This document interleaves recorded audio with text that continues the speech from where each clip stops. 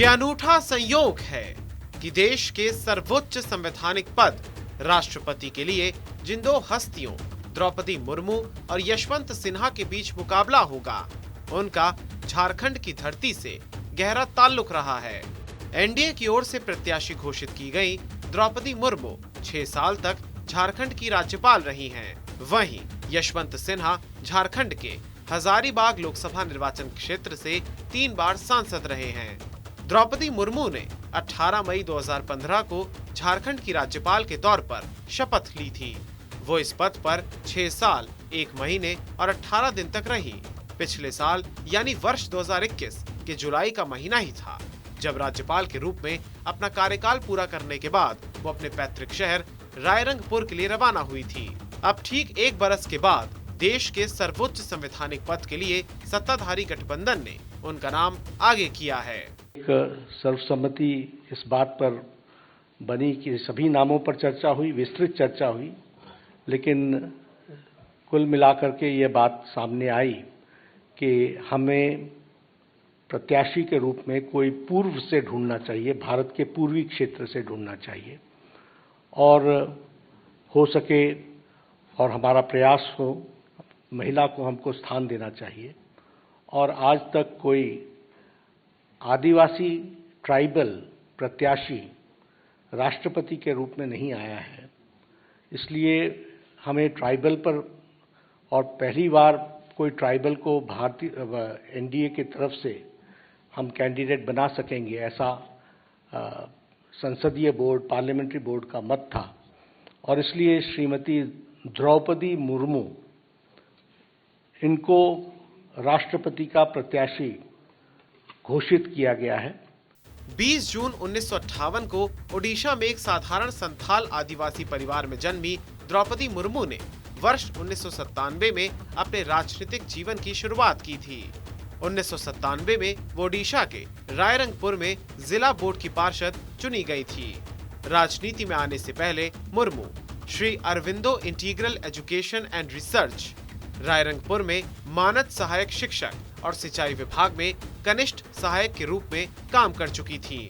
वो उड़ीसा में 2 बार विधायक रह चुकी हैं और उन्हें नवीन पटनायक सरकार में मंत्री पद पर भी काम करने का मौका मिला था।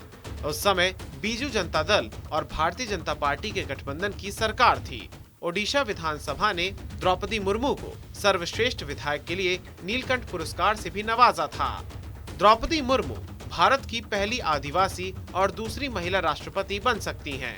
वो एनडीए की उम्मीदवार हैं और एनडीए मतों के मामले में जीत के बेहद करीब है। तो वहीं विपक्ष के साझे उम्मीदवार के रूप में यशवंत सिन्हा के नाम की घोषणा की गई। लेकिन सवाल उठता है कि कुछ साल पहले तक बीजेपी नेता रहे यशवंत सिन्हा को विपक्ष ने अपना साझा उम्मीदवार के रूप में क्यों चुना, और जब एनडीए का जीतना लगभग तय हो तो यशवंत सिन्हा हारी हुई बाजी क्यों खेल रहे हैं।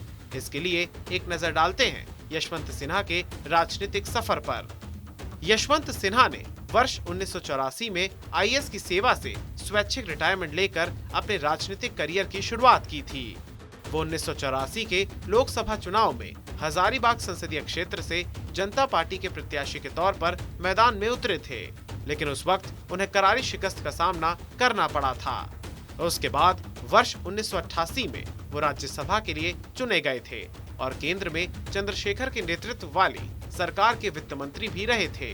1995 में वो भारतीय जनता पार्टी में शामिल हो गए। इसी बरस पार्टी ने उन्हें रांची विधानसभा क्षेत्र का प्रत्याशी बनाया और वो बिहार विधानसभा का सदस्य बने। वो बिहार विधानसभा में विपक्ष के नेता भी रहे। हालांकि लगभग 1.5 बरस के बाद ही पार्टी ने उन्हें राज्यसभा भेजने का फैसला किया। बाद में वो 1998, 99 और 2009 में हजारीबाग क्षेत्र से लोकसभा के लिए निर्वाचित हुए। केंद्र में अटल बिहारी वाजपेयी की सरकार में भी वो मंत्री रहे। साल 2009 के आम चुनाव में यशवंत सिन्हा ने जीत दर्ज की, लेकिन 2014 में उन्हें टिकट नहीं दिया गया और उनकी जगह उनकी सीट से उनके बेटे जयंत सिन्हा चुनाव लड़े और जीते भी।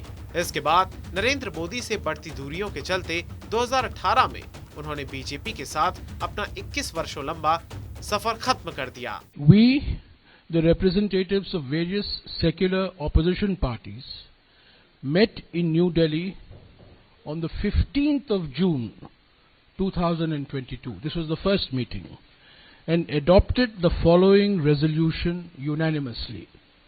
This was the resolution that was adopted on the 15th of June.